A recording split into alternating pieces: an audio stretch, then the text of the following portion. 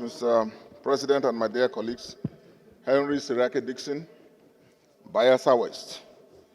First, I would like to adopt the views earlier canvassed by several colleagues who have spoken before me in terms of supporting the general themes and focus of the budget in terms of focusing on investing in supporting the security services supported by all. Similarly, we support the focus in the budget on investing in the people of this country, by investing in education, investing in healthcare. These are general themes that I fully, like many others who have spoken, fully associate with. But I would like to draw attention, as I believe some members have already canvassed, and as the President himself said yesterday while presenting these estimates to us, that the budget is optimistic. And I would like us to know that we are really dealing with very optimistic estimates. Optimism is not a bad thing, but we have to be cautious. Yes, because of the underlying premises are not very factually correct as we speak. For example, premise of producing 2 million barrels or even over. We hope for the best, but I think we should also be prepared for the worst. We had earlier in the course of discussing the MTF said that in the first quarter there should be a comprehensive review, and I'm sure that will be helpful. But we need to bear in mind that we are dealing with very optimistic estimates. It's not just the over 2 million daily production. We're talking of reducing inflation from near 35% or more currently to 15%. We are talking of bringing down exchange rate from almost 1,007 or even more to about 1,005. Even though in the MTF, we pegged it at 1,004. So the caution, what I'm saying is that we should all be mindful of the scenario, factual scenario we are dealing with. But in general, the focus of the budget on national security and defense is commendable. The focus on investing in people, investing in education, investing in healthcare and infrastructure is highly commendable. But I would like to draw attention before I sit to the fact that there is clear omission, not really an omission, maybe because we have not passed the South-South Development Commission bill.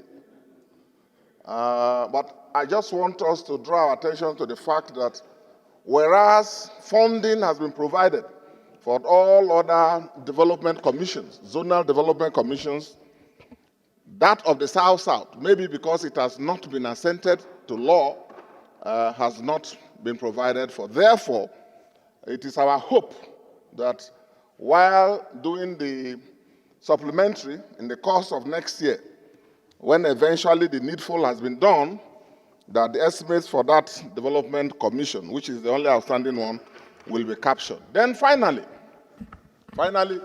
as chairman of the Committee on Ecology and Climate Change, I'll be failing in my duties, Mr. President and my dear colleagues, if I don't bring to our attention the fact that our country's response to the climate agenda is not only not properly coordinated, but also not fully backed up in terms of allocation of resources.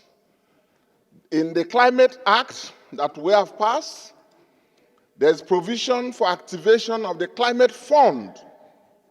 And I believe that this budget is an opportunity for the executive arm, for the president, who is chairman of the commission, of the council, Nigeria Climate Council, to properly activate the provisions of the act by allocating money and by convening the National Climate Council, of which he is chairman, so that we can signal to the rest of the world at the seriousness of our country. Your time is off, Senator Dickson.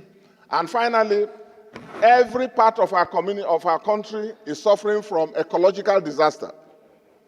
In the Niger Delta, in the coastal areas, communities are lost. Livelihoods are lost all across the country. In the north, there is desertification and erosion in the south, and so on. Thank you, Senator Dickson. You've taken 6 minutes instead of 2 minutes. Provisions should be made available to address this. Thank you very much. Thank you very much, Senator. Now, Benson, Friday, no Sunday, Friday. Come here, Benson, Friday. By Elsa Central. Thank you, my good friend. Excellency, thank you very much. Guys, also to lend my voice in supporting this bill, and we want to just draw your attention to a few concerns that I have. Although I know we don't have much time on our side, but I want to commend the government for all the drive that it has taken, particularly on the area of security. In my region, as all of us are aware, there had been a lot of insecurity here and there. But today, the question is not the same as it was. And the drive to pacify stakeholders and those vulnerable people has also been a very remarkable one. However, I want to point that drive also have brought a lot of improvement, particularly on the area of revenue generation. But my people and my area, I always want to emphasize that whatever Nigeria stands to gain today, much of it relies on what the Niger Delta is able to come up with. But as it were, the cry has always been the same. As far as I know, the cry of poverty, insecurity, education deficit, health challenge, all over the country is the same. However, we suffer it the most. And I want this budget to address these issues very frontally, Mr. President, very frontally. And in doing that, we'll be very happy. Senator Kobonwe, your time is off. Yes, even though I'm my friend, I can't help it. Thank you very much, Mr. President. Thank you, Senator Kobonwe. You've spoken very well. I support you so well, and I support the bill, and we will rely not depending on. And I want to draw this budget, draw your attention, the Senate, to this fact that we need. Thank you, Senator Kobonwe Benson. You have spoken very well. We've heard you. Your nose, thank you. What you said are noted. Thank you very much. My distinguished colleagues, my name is Mohammed Sani Musa, representing Niger East.